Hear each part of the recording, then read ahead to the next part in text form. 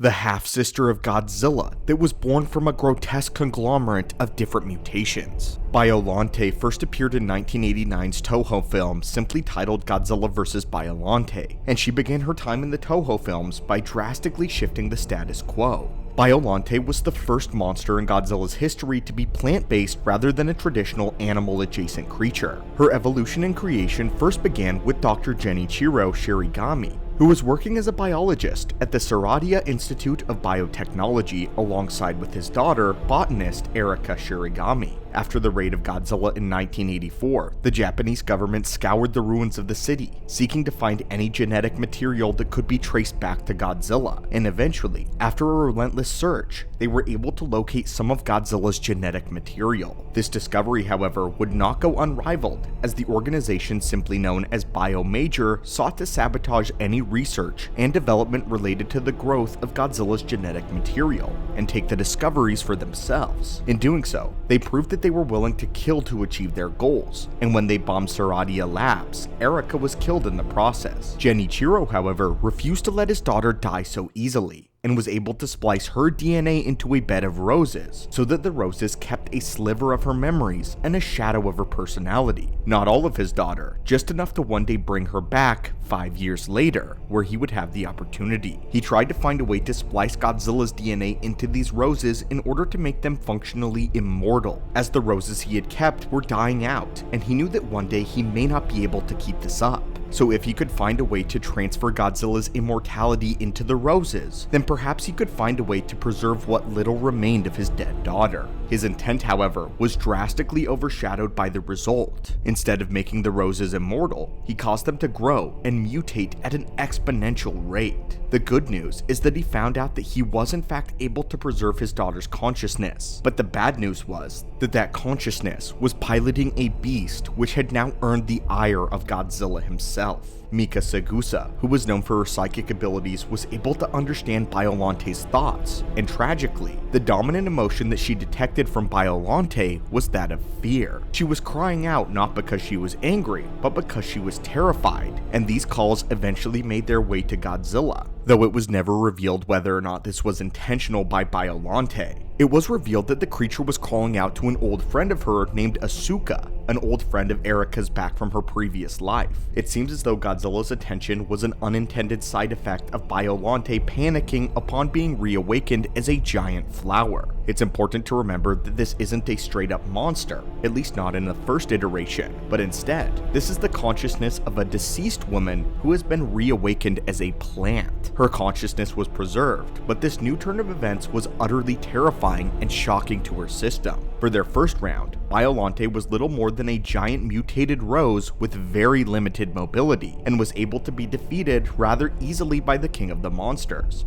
But as she continued to grow in the subsequent encounters, she became much more powerful. Her personality also began to get suppressed with each passing day, as her Godzilla half began to slowly corrode away her existing personality. Since this was a conglomerate of Erika's consciousness, Godzilla's DNA, and the rose's natural biology, a struggle for dominance began to emerge between these three aspects, and Godzilla's half began winning. His aggression and animalistic tendencies began peeking through, and Biollante began to lose her grip on her human half with each passing day. She destroyed a dock and killed several innocent reporters in the process without feeling any remorse or regret for her actions, believing she was a superior being now, and she had fully become one with Godzilla's darker half. Miki Segusa tried to probe Biollante's mind, but was unable to find any control that Erika had with Biollante. She was no longer at the wheel whatsoever. Godzilla's darker emotions were, with it being described as a copy of Godzilla's mind running the show.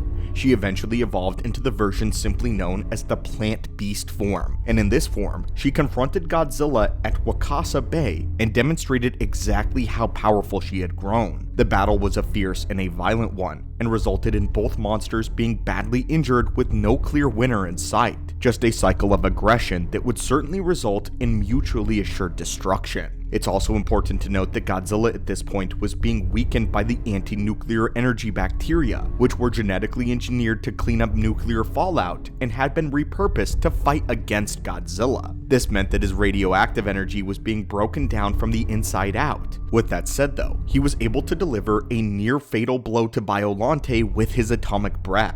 As Godzilla retreated and Biollante began to break down, Miki Sagusa made one final psychic connection with Biollante, as she heard the monster say thank you before she eventually died, revealing that Erica's consciousness was able to peek back through, even if only for a few moments. Her legacy, however, would not end there. These spores made their way into the sky where they took the form of a giant rose, and later it was theorized that some of Biollante's genetic material made its way into a black hole. This research began after the arrival of Space Godzilla. A human scientist later found out that the baseline DNA was nearly identical to that of the original Godzillas. This led some to believe that in Biollante's death, she also inadvertently gave rise to one of Godzilla's most treacherous foes, and another half-sibling. While this theory was never definitively proven, as they also floated the theory of Mothra being ultimately responsible, it is interesting to consider how the actions of a single scientist may have inadvertently created two of Godzilla's greatest threats. Upon Biollante's death though, Dr. Shiragami began to realize that neither of them were monsters, but products of human science and human hubris, who had nothing else to do in the world than to fight one another. He began to understand that neither of them were inherently malevolent, and more importantly, that this wasn't their fault. But it didn't change the fact that, in some way, he was able to preserve his daughter, though it likely wasn't how he anticipated, and turned out grotesque and horrible. But anyway, my friends, what do you think of the story of Biollante? In our opinion, the most tragic monster in all of Godzilla's deep and extended lore. Would you like to see Biollante make her way into the Monsterverse in the coming years? And if so, how would you like to see her story adapted? What do you think they would need to change for the Monsterverse? And do you think that they could do her story justice? Thank you as always, my friends, so much for visiting the channel today. Atomic blast that subscribe button if you've been enjoying the videos, and have a great one.